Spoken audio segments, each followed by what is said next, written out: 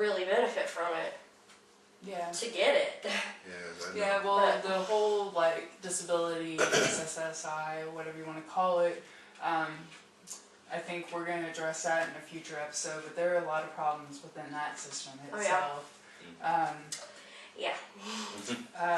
You know, a lot of people abusing it, but as far as,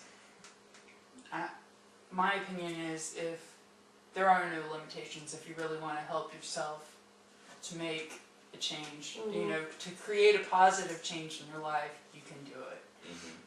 You know, I've got, you know, recently all kinds of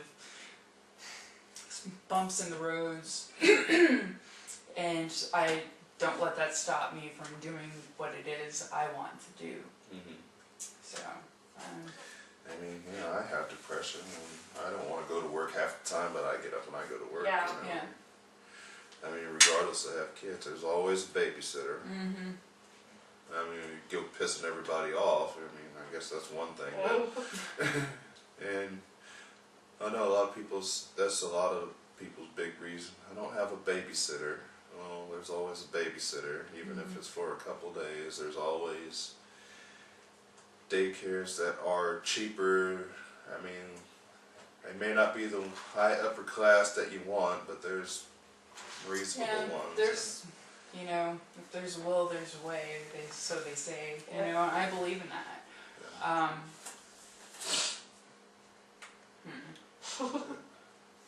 I was trying not to get into that one too deep because, like you said, it's another topic, really. Yeah. Well, yeah, that's the one thing that's really irked me is I know a lot of people, 3, 4, 5 kids, you know, they just don't want to work. I'm bipolar, I'm getting all this money from the government, and I don't have to work, okay, and then next thing you know, they're slinging down beers, and you know, well, dang, I can't pay my rent, can I borrow? Or they're going after the child support, and but yeah, so how many medicines you guys have taken for? Oh gosh. I was diagnosed with postpartum depression after I had my daughter, and they put me on Zoloft, and oh my gosh, it was like zombie. I actually like Zoloft. I mean. Yeah, but the thing is like the different types of medication that's out there is not right for everyone, because Zoloft is an SSRI. It's a serotonin, serotonin reuptake inhibitor, and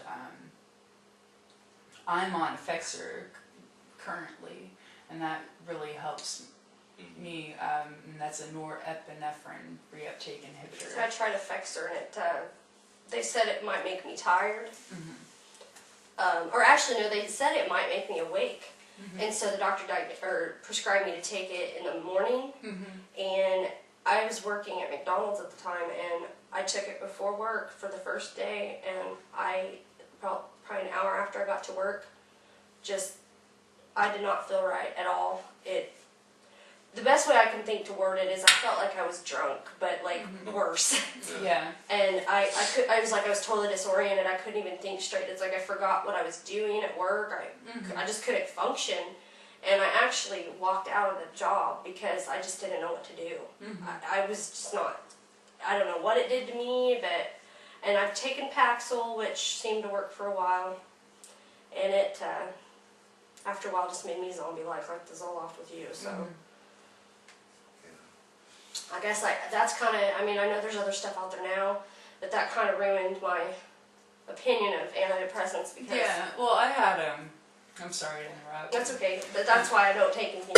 Yeah, so. But, you know, sometimes, you know, because there's not an actual test out there, or not that I'm aware of, that can pinpoint, you know, what's actually going to work for you. You know, we're kind of...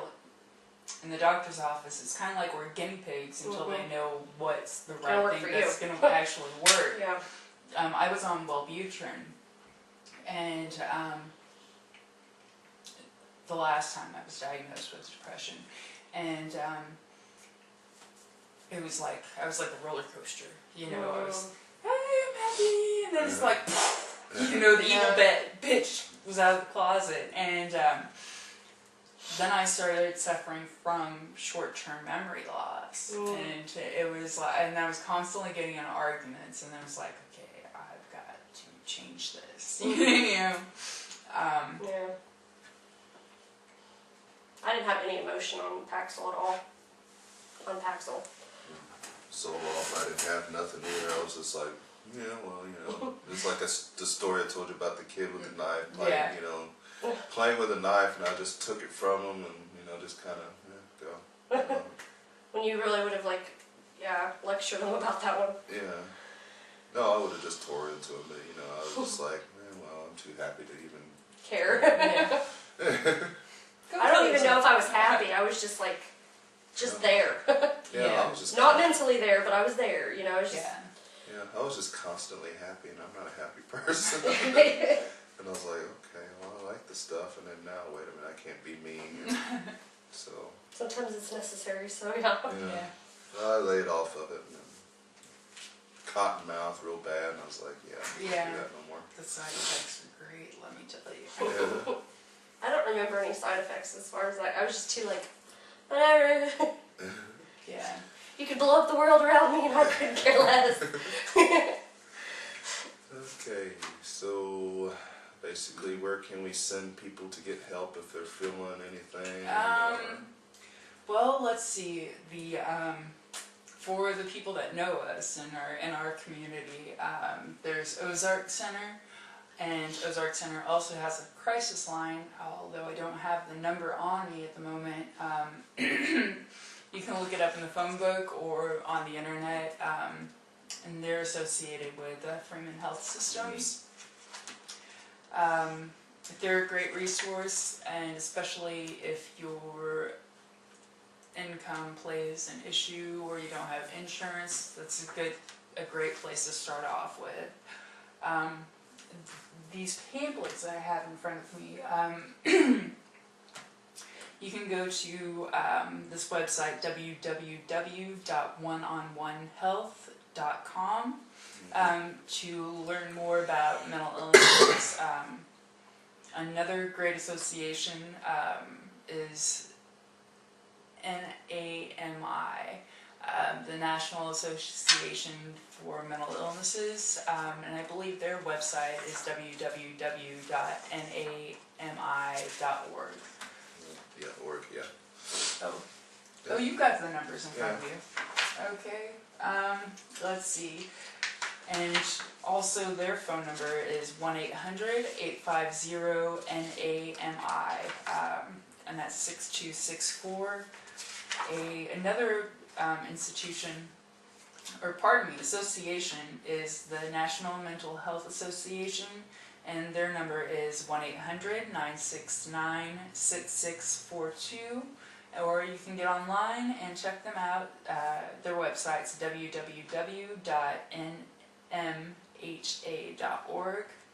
And then the Depression and Bipolar Support Alliance is 1-800-826-3632, and their website is www.dbsaalliance.org. Yeah, just let you know that they are not paying us to say any of that. We just figured they were good sites, and we checked them out, and you know, we find it pretty helpful, which is where we got our little pamphlets from. So I believe that pretty much ends it, and as always, I am Brian, this is Kim, and our guest today, Trisha, and we hope to see you again on our next